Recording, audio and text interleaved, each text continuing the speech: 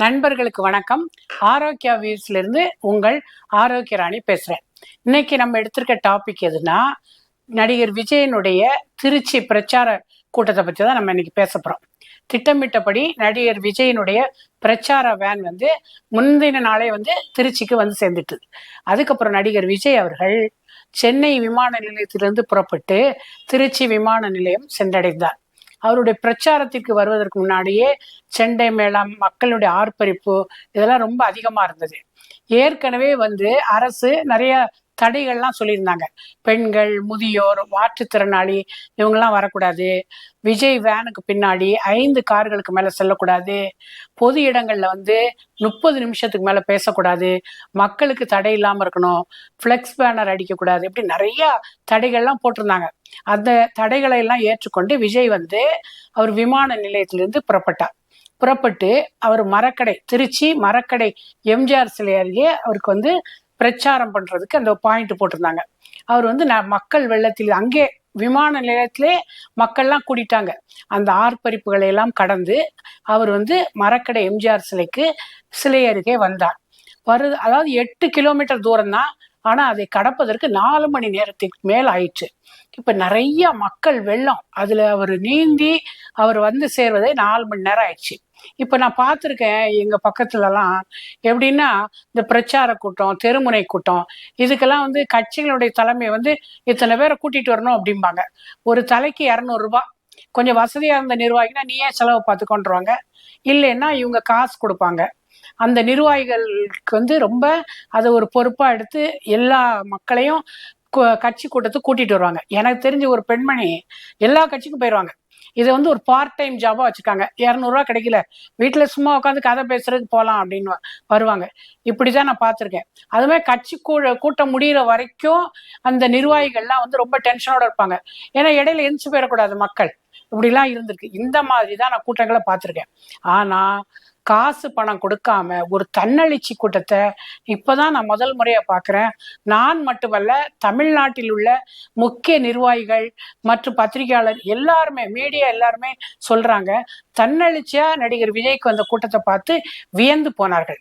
நடிகர் விஜய் அவர்கள் தொண்டர்களுடைய வரவேற்பெல்லாம் ஏற்றுக்கொண்டு அவர் பிரச்சாரம் செய்ய ஆரம்பிச்சாரு. இடையில மைக்கு கொஞ்சம் ஒர்க் ஆகாம இருந்தது. ஆனாலும் அது சரி பண்ணி எப்படியோ கொஞ்சம் பேசினார். எப்படின்னா, அவர் என்ன சொல்றாருன்னா, ஆளுங்கட்சி விதித்த தடையெல்லாம் மீறி நான் பிரச்சாரத்தை ஆரம்பிச்சேன். இவர் ஒரு நடிகர் தானே, நடிகரை பார்க்க கூட்டம் வராம இருக்குமா? கண்டிப்பா வரும். அது மாதிரி கூட்டம் வந்திருக்கு அப்படின்னாங்க. அதையெல்லாம் தகர்த்து கொண்டு எல்லா தரப்பினரும் வந்தாங்க. குடும்பமா வந்தாங்க. இளைஞர்கள் மிகுதியாக இருந்தார்கள். இளைஞர்கிட்ட ஒரு தன்னெழுச்சி இருந்தது. அதுக்கப்புறம் இவர் என்ன கொள்கையில இருக்காரு, இவர் என்னத்தை நடத்துவார் அப்படின்னாங்க. மாநில மாநாடு நடத்த போறேன் என்று நான் அறிவித்ததும், மாநில மாநாடு என்பது ரொம்ப பெரிய விஷயம், அதெல்லாம் எப்படி இவரால் நடத்த முடியும் அப்படின்னாங்க. 2 மாநில மாநாடுகள் சக்சஸ்ஃபுல்லா நடத்தி காட்டிட்டோம். அப்பொழுது அவர்களுக்கு ஒரு ஆச்சரியம் ஏற்பட்டது. தொண்டர்கள் தாமாகவே முன் வர்றாங்க. இப்ப பெண்கள்லாம் அதுல பேட்டி கொடுக்குறாங்க. யாரும் எங்களை காசு கொடுத்து கூட்டு வரல, தலைவர் விஜய்க்காக நாங்க வந்திருக்கோம், அவரை நாங்க பார்க்கணும், அவர் ஒரு கடவுள் ரேஞ்சில வச்சு பெண்கள்லாம் பேசினாங்க. இப்போ இதெல்லாம் நிகழ்வுகள் எல்லாம் பார்க்கும் பொழுது ஒரே ஒரு விஷயம் தான் ஞாபகத்துக்கு வருது. என்னன்னா, ஒரு மாற்றத்தை மக்கள் விரும்புறாங்க. மக்கள் ரொம்ப குழம்பி போய் ஒரு மாதிரி சோர்வுற்ற நிலையில் இருக்கும் பொழுது அவர்கள் ஒரு மாற்றம் வர வேண்டும், அது ஒரு இளைஞரா இருக்கிற ஒருத்தர் எடுத்து நடத்த வேண்டும் என்று நினைக்கிறார்கள். அவர்கள் விஜயை தலைவராக ஏற்றுக்கொண்டு விட்டார்கள் என்பது மட்டும்தான் உண்மை. அது மட்டும் இல்லாமல் அவர் என்ன சொன்னார்னா, பிரச்சார கூட்டத்துல இப்போ போருக்கு புறப்படும் முன் குலசாமியை வழிபட்டு தான் செல்வாங்க.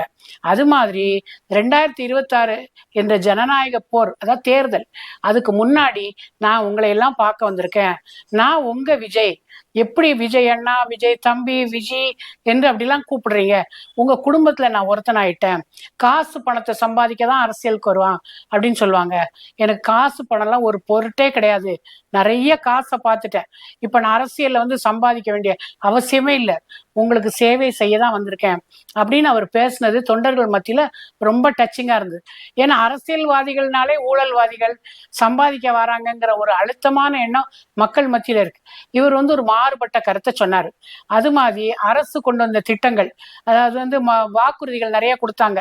இப்போ நாங்க நீட் தேர்வை தடை பண்றதுக்கு போராடுவோம் அப்படின்னாங்க. கல்வி கடனை ரத்து பண்ணுவோம் அப்படின்னாங்க. நிறைய வாக்குறுதிகள் கொடுத்தாங்க. இப்ப பெண்களுக்கெல்லாம் 1000 ரூபாய் எல்லா பெண்களுக்கும் கொடுக்குறேனாங்க. அதான் எல்லாருக்கும் முழுமையா வந்தடையில. இப்படி நிறைய வாக்குறுதிகள் கொடுத்து அதையெல்லாம் நிறைவேற்ற முடியாம இருந்தாங்க. ஆனா இவர் அத பாயிண்ட் எல்லாம் எடுத்து சொல்லி மக்கள்கிட்ட இதையெல்லாம் நிறைவேற்றுவதுதான் என்னுடைய கடமை, நான் ஆட்சிக்கு வந்தா இதை தான் செய்வேன் அப்படின்னு சொல்லி மக்கள் மத்தியில் அவர் பேசும் பொழுது தொண்டர்கள்லாம் ஆரவாரம் செய்தார்கள். இந்த ஒரு எழுச்சி புரட்சி தலைவி அம்மாட்ட இருந்து அவர்கள் மக்களிடம் ஒவ்வொரு பாயிண்டா சொல்லி செய்வீர்களா செய்வீர்களா என்று கேட்கும் பொழுது மக்கள்லாம் ஒரு எழுச்சியோடு ஆம் ஆம்பாங்க.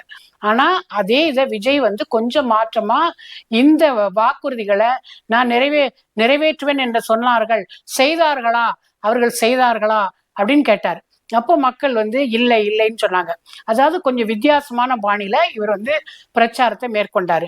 எல்லா தரப்பினரும் இப்போ மரங்களில் மொட்டை மாடிகளில் எங்க இருந்து பெரிய வயதானவர்கள்லாம் கூட்டத்துக்கு வர முடியாதவர்கள்லாம் பைனாக்குலர் வச்சு மாடிகள்ல எல்லாம் இருந்து விஜயை பார்த்தாங்க.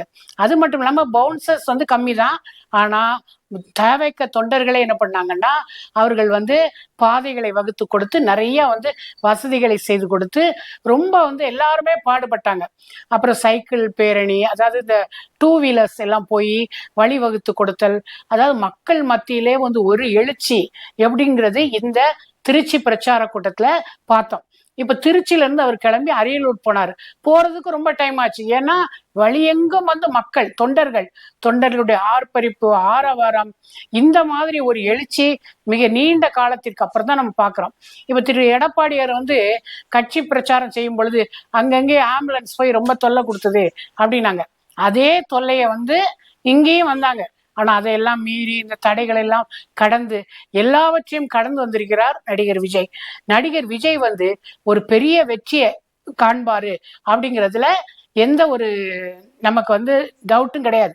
ஆனா என்னன்னா 1-2 குறைகள் இருக்கு. என்னன்னா தொண்டர்கள் அங்கங்க ரொம்ப ஆர்வ மிகுதியால நிறைய அதாவது பாதுகாப்பு இல்லாத சில நிகழ்வுகள் எல்லாம் ஈடுபட்டாங்க. மின்கம்பங்கள்ல எல்லாம் உட்காந்துருந்தாங்க. அதையெல்லாம் பார்க்கும்பொழுது ரொம்ப பயமா இருந்தது. அப்புறம் இந்த பேரிகார்டெல்லாம் கொஞ்சம் தள்ளி விட்டு அந்த மாதிரி பண்ணும்பொழுது, ஏன்னா சின்ன சின்ன விஷயங்கள் அவர்கள் சந்தோஷத்துல என்ன செய்யறோம் அப்படின்னு தெரியாம செய்யறாங்க. ஆனா ஏற்கனவே தலைமை கழகம் சொன்னபடி அவர் அவர்களுக்கு எடுத்து சொல்லி இருந்தாலும், ஆனால் அவர் என்ன பண்ணாரு, இந்த மாதிரி அந்த தொண்டர்கள் கேட்கல. அதனால சின்ன சின்ன விஷயங்களை தொண்டர்கள் ஏற்றுக்கொண்டால் அது விஜய்க்கு ஒரு கெட்ட பேர் வராம இருக்கும். அதை மக்கள்லாம் தொண்டர்கள்லாம் நிறைவேற்றணும். விஜயனுடைய திருச்சி பிரச்சாரம் எல்லோரையும் திரும்பி பார்க்க வைத்திருக்கிறது அப்படிங்கறதா உண்மை. ஆளுங்கட்சி, எதிர்கட்சி, இன்ன பிற கட்சிகளுக்கெல்லாம் வயிற்றுல ஒரு புளியை கரைச்சி அவர்களை எல்லாம் ஓட விட்டுருக்காரு. ஏன்னா இவருடைய பிரச்சார வேகம், செயல்பாடு இதெல்லாம் பார்த்து அவர்கள் ஓடுகிறார்கள் என்பதுதான் உண்மை. அதனால அவர் அவருடைய கொள்கைகளை நம்ம பின்பற்றணும் அப்படிங்கிற தொண்டர்களுடைய கோரிக்கையை ஏற்று அவர் செயல்படணும்.